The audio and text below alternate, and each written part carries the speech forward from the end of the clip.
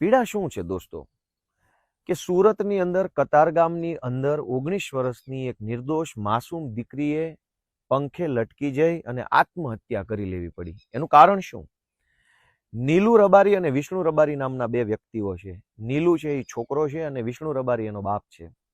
આ બંને વ્યક્તિઓએ એક 19 વર્ષની એક દીકરીને બ્લેકમેલ કરી, એની પાસેથી પૈસા પડાવ્યા, એને ગાળો દીધી, એના પપ્પાને મારી નાખવાની ધમકી મારી, દીકરીને પ્રેમ જાળમાં ફસાવી અને કોઈ પણ રીતે બ્લેકમેલ કરી, અને એટલી હદે બ્લેકમેલ કરી કે એક નિર્દોષ માસૂમ નાનકડી એવી દીકરી જે છે એ જિંદગીની સામે ટકી ન શકી, હારી ગઈ અને આજે આપણી આ વચ્ચે દુનિયામાં નથી.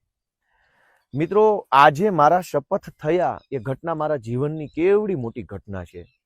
મારા જેવો એક સામાન્ય ગામડાનો નાનો એવો માણસ ધારાસભ્ય બની જાય આટલી વિશાળ સત્તાની સામે, એ કેવડી મોટી વાત કહેવાય. પણ એની ખુશી અનુભવવાના બદલે મને એટલું બધું દુઃખ લાગે છે, કેમ કે હું પોતે પણ એક દીકરીનો બાપ છું. મને ચિંતા થાય છે